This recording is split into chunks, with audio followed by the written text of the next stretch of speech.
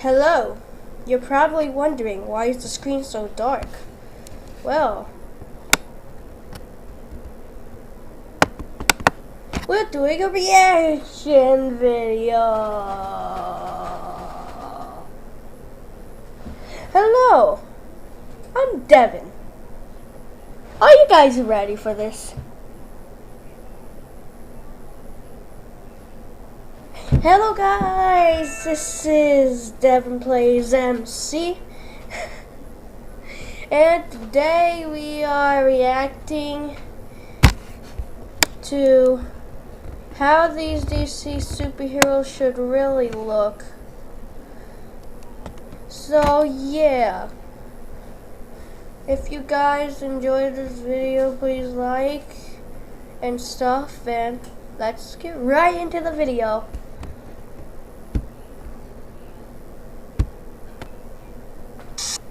Most on-screen versions of Superman and Batman have looked a lot like they do in the original DC comics. But not all superheroes are created. Superheroes have received major makeovers when they jumped off the printed page. Here's how DC superheroes should really look. Superman. Shortage of angry fans gripes about the DC Extended Universe version of Superman, but his appearance probably isn't one of them. Though it's not an exact replica of the comics character's usual threats, Henry Cavill's physical appearance for the role isn't one of the DC Extended Universe's problems, unless that is you really like red underpants. One of the most prominent distinctions of the Halo costume is the fact that, like everything else about the modern take, it's much darker, whereas the Superman of old donned bright blue types with bright red accents and a cape. The new suit is some with a scaly texture woven throughout. Superman's supersuit appears much rougher than the leotards of Krypton's past. And of course, it's hard not to that Cavill's costume also ditches a thick belt and outer breeches featured in the drawings. It makes sense too. Superman's original outer underpants design was based on that of Circus Strongen of the late 19th and early 20th centuries. That's not really a thing anymore. So it's probably okay to drop the underoos. They finally have in the comics too. Batman. In 2016, Super Punch Fest Dawn of Justice, Ben Affleck's Batman was most obviously inspired by the Caped Crusader's journey in the 1986 comic miniseries The Dark Knight Returns. In the four-part Frank Miller epic, an older Bruce returns from retirement to combat rampant violence that has taken over Gotham City, and shoots it out with Superman along the way. His costume too is the slate grey colour, shorter ears on the cowl, and the size and shape of the bat emblem is pretty much a direct mirror of Miller's vision, and the surest giveaway for the Batfleck's true inspiration. Well, that and the fact that he basically said it in a video. Zach was... Hey look, it's Ben Affleck. That's the seminal work, right? So, I don't think there's any of these that have been made, that have been drawn from that book because it's so good. Wonder Woman. Linda Carter's version of Wonder Woman from the 70s TV show established a very literal character, but when Gal Gadot reintroduced Wonder Woman in Batman vs Superman Dawn of Justice, she did it in an updated outfit. Instead of the red, yellow, and she typically wears in the comics, she dons metallic body armor that fits in nicely beside the new grittier versions of Batman and Superman. Based on that and what she's worn in footage from the Wonder Woman feature, it seems that the Amazing Amazon's classic outfit has been translated nearly perfectly to the big screen. Aquaman. While other superhero on-screen adaptations, Aquaman has only appeared on television a handful of times, and all of them favoured his usual orange and green style. Instead, actor Jason Momoa seems to borrow a more grizzled look, wearing a costume that highlights his incredible brawn. It's basically Poseidon meets Khal Drogo, and that's awesome. Still, this version of Aquaman will always be close. Brave and the Bold. What are you doing? Hello, old chum. Green Arrow. Green Arrow's costume on television has gone through some tweaks, but none have quite lined up with the Emerald Archer's long-time look from the comics. While the original is a not-so-subtle tribute to Rocker and more leathery in the new suit. Additionally, for Arrow's first season, Ollie didn't even bother wearing anything to cover his face, opting instead for... Eventually, he wised up and went with a mask, while keeping the practical and modernized hood to go with the show's urban setting.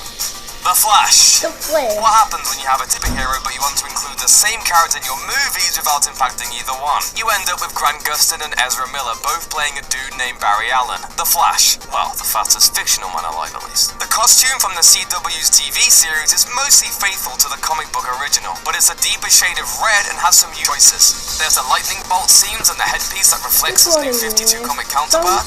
The fact that his boots are red instead of the signature yellow, and the lightnings and forearms have been reduced and removed respectively. Yeah, I'm so Flash. The who now? Ezra Miller's movie Flash is even more distinct, looking almost like he's wearing inspiration for Miller's movie Flash, it seems, is the character's look in the Injustice video game series. In fact, has declared himself a fan of the new Flash aesthetic, calling it sick, and adding that he's glad it's really different and takes a different approach than the TV show's street vintage feel. Hopefully one day they'll actually meet, and we'll get a true Flash of Two Worlds style crossover. Nerds can dream, can't they?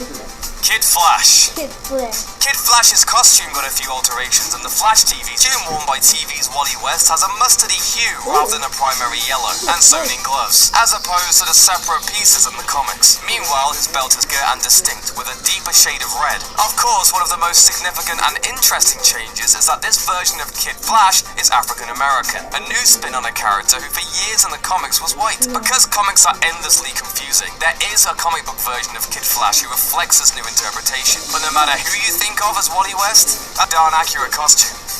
The Atom. While there are some nods to the old comics rendition of the Atom, the character's on-screen adaptation seems to have included a full-on molecular Brandon Routh's outfit incorporates pieces of Atom's upgrade from DC Comics' New 52 reboot. Like his exosuit and armored helmet in place of his Poon, the concept artist who created the new costume, wrote that the decision to replace the character's signature spandex suit was for practical reasons, but he still tried to emulate the feel of the new blue and red pattern as much as possible while keeping it more on the grounded sci-fi armor.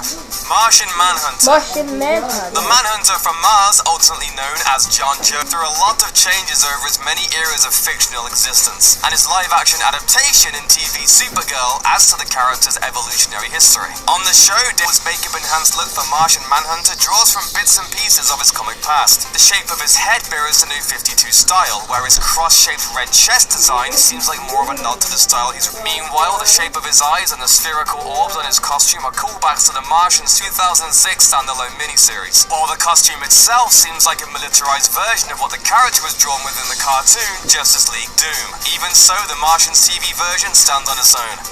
Supergirl. If you're a superhero, chances are good you've gone through a few significant costume changes here and there. And that's more true for Supergirl than most. So when Warner Brothers decided to bring the Girl of Steel to the small screen, they have plenty of outfits to choose from, which showrunners in the show's pilot episode. I'm not flying around saving people in this thing. I wouldn't even wear it to the beach. Where's that cape? Capes are lame. Fortunately, good sense prevailed and Melissa Benoist was probably the character's best version of the outfit. Even with the textured fabric that's become a staple of live-action superheroics, the Supergirl costume has all the most important elements, from the bold blue top to boot skirt and cape. It's indisputable. Supergirl's definitely the best-dressed hero on television. Nice to meet you, by the way. Nice to meet you, too. I really liked your outfit. I like your glasses. Thanks. Same for the Red Tornado. Yikes. Thanks for watching. Subscribe to our YouTube channel to watch more videos like the one you just saw, and leave us a comment to let us know which live-action DC heroes you think look the best.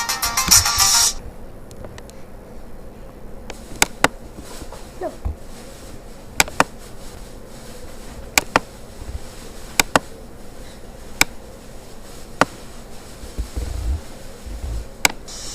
Marvel movies are great, but their characters are usually just a screen-friendly shadow of their ink and paper origins. Pause.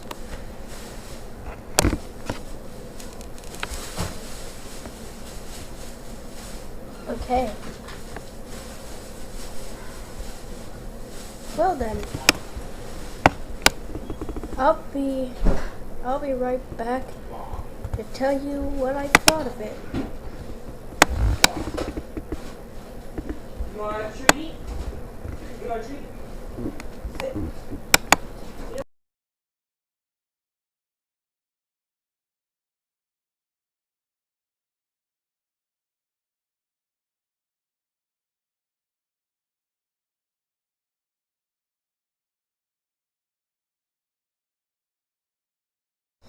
Okay, yeah, I pretty much liked that video.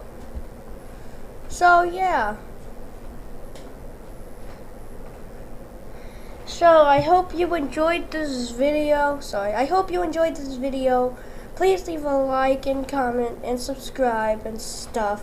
And I will see all you guys next time. So, bye.